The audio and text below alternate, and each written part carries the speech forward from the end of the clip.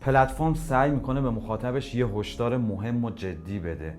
مدام به مخاطبش میگه که مواظب باش توی این چاله نیفتی، اما خودش غافل از این که بدجوری گرفتار این چاله است. پلتفرم نمونه از صدها فیلمه که یادشون رفته که یه فیلمن. توی این ویدیو درباره اون حرف مهمی که پلتفرم میزنه بحث میکنم و بعد میرم سراغ این که چرا این فیلم گرفتار حرف خودشه. سلام، به سینمازیز خیلی خوش اومدین. توی این کانال فیلم ها و سریال ها از منظر خاصی بررسی میشن و اون منظر اینه که چطور فیلم ها برای درک زندگی روزمره ما میتونن کمک کننده باشن. علاوه بر این که فیلم و سریال های روز رو از این منظر بررسی میکنم، بعضی از فیلم های محبوب IMDb، اونهایی که اکثر مخاطبا دیدن رو هم از همین منظر مورد بررسی قرار میدم. حالا بریم سراغ فیلم پلتفرم که قسمت اولش از یک فیلم کوتاه اثر همین کارگردان ساخته شد و چون مورد استقبال قرار گرفت دنباله اون هم ساخته شد. این فیلم توی نتفلیکس تا الان حدود 33 میلیون ساعت تماشا شده و یکی از پربیننده ترین آثار نتفلیکس بوده. We have to keep going down.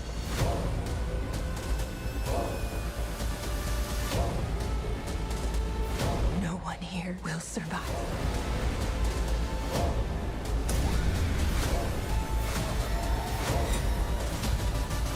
چاله یه زندان عجیب و غریبه که توی قسمت اول مسئله اصلیش بقا بود. یه سکوی پر از غذا از طبقه بالا شروع به حرکت میکرد و تا طبقه 333 که میرسید هیچ غذایی روش نمونده بود. بعد یک ماه جای طبقات، جای افرادی که توی طبقات پایین تر بودن عوض میشد و واکنش اونها بعد از یک ماه گرسنگی دیدنی بود. اما توی دنباله این فیلم، توی پلتفرم 2، دیگه مسئله سر بقا نیست، سر عدالت.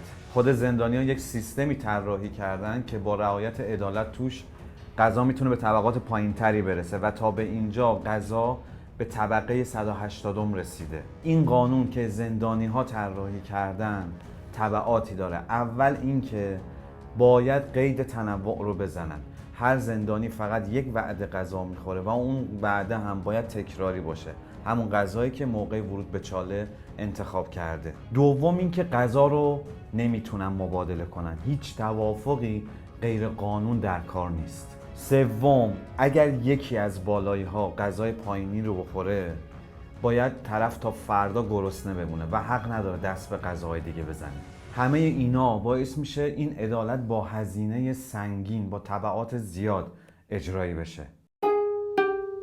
از طرف دیگه یکی دیگه از بندهای این قانون اینه که اگه کسی مرد غذاش هم باید نابود بشه. این غذا نمیره طبقات پایین برای اونا که یک ماه بعد گرسنه بمونن. مجازات ها هم خیلی سنگینه، قطع دست و زنده خورده شدن و چیزهای از این دست. وقتی همون اوائل فیلم یکی از هوادارهای قانون از این سیستم حرف میزنه، ادبیاتش خیلی شبیه ادبیات مذهبیه. از یه فردی حرف میزنه که این سیستم رو نوشته، بهش عنوان میستر یا همون حضرت، آقا یا حضرت والا ما میشه. بعد هم با یه جور شیدایی نسبت به اون حرف میزنه که معمولا توی سیستم هایی که در واقع نظام های فکری که دارای سلسله مراتب هستن شاهدش هستیم. پس یه نظام طبقاتی فیزیکی هست که توی اون طبقات بالا به منابع زیادی از غذا دسترسی دارن و طبقات پایین هیچ بهره‌ای از اون ندارن. و حالا که این سیستم عدالت اومده و دست زیاده خواهی بالایی ها رو از غذا کوتاه کرده،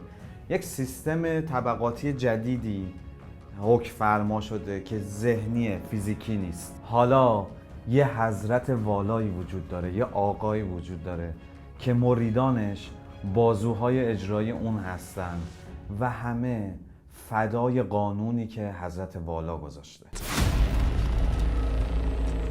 خب فیلم داره از یک موضوع مهم حرف میزنه، اینکه چطور از یک چاله در میایم و توی چاه میافتیم. اما به نظرم خود فیلم به حرفی که میزنه دوچاره.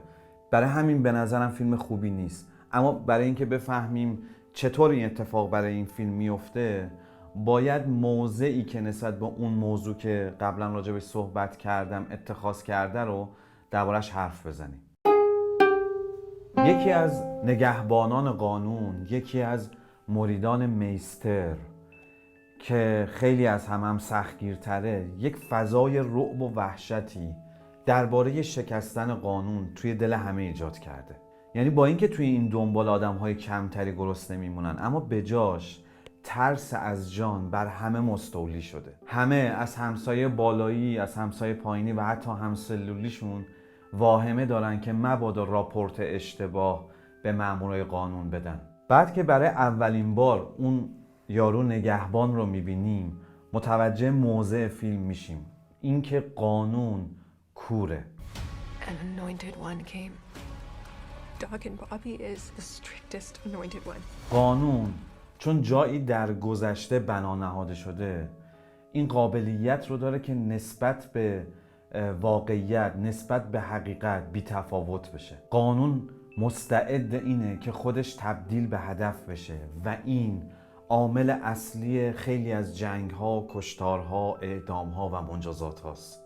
بشر اکثر اوقات یادش میره که قانون رو گذاشته تا زندگی جریان بهتری پیدا بکنه، اما بعد از گذشت مدتی، چون یک چیزی در گذشته اتفاق افتاده و تبدیل به هدف شده، خود همین قانون مانع زندگی میشه. چه جانها که پای چوبه دار نرفتن، به آتش کشیده نشدن، توی جنگها کشته نشدن و همه اینها نشون میده بشر مستعد اینه که قانون رو، قانونی که برای وضع حالت بهتری از زندگی صورت گرفته، تبدیل به یک امر مقدس کنه و برای همون زندگی رو از خیلیا بگیره. یک ثبت تاریخی هست که یک روز مسیح مشغول به کار خودش شد و چون توی جامعه یهودی زندگی میکرد و یکی از شرعیات یهودیت بر اینه که شنبه ها نباید مطلقاً هیچ کاری کرد، حضرات والای اون موقع بهش اعتراض کردن که چرا حرمت شنبه رو نگه نمیداری.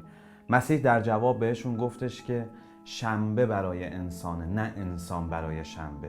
یعنی اگر قانونی گذاشته میشه برای اینه که انسان به احترام بیشتر، به عزت بیشتری برسه، نه اینکه انسان‌ها فدای اون قانون بشن. توی فیلم پلتفرم اون نگهبان که ازش حرف زدم کوره و شعارش هم اینه که هر چقدر برای قانون کشته بشن رواست و دنبال اینه که با حاکم کردن فضای رعب و وحشت، با سرکوب تا جایی که میشه از این قانون حفاظت کرد. یه جور سلسله مراتب فیزیکی از بین رفته، اما جای اون رو یک سلسله مراتب ذهنی گرفته که باعث شده یه قانون تبدیل به امر مقدس بشه. خب طبعا هر قانونی بسته به یک شرایط و یک موقعیت‌های عینی نوشته میشه و بعد از اینکه اون شرایط از بین میرن، طبعا اون قانون هم دیگه کارایی نداره. اما وقتی اون قانون تبدیل به یک امر مقدس میشه، دیگه تغییر شرایط رو نمیبینه، نسبت به اون واقعیتی که اتفاق افتاده، نسبت به نگاه‌های جدیدی که به وجود اومده بی تفاوته و همین باعث کوری اون نسبت به شرایط موجود میشه. We must obey the law always without exception.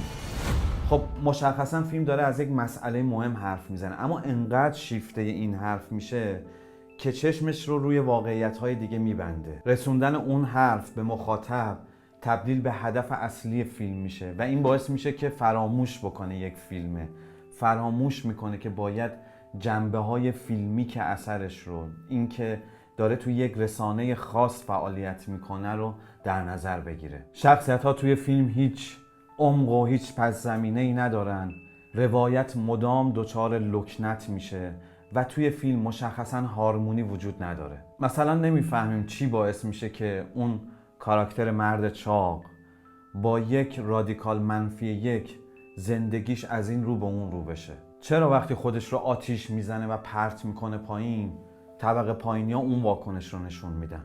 درست جا نمیفته چرا تابلوی نقاشی کاراکتر اصلی سر از اون طبقه در آورده؟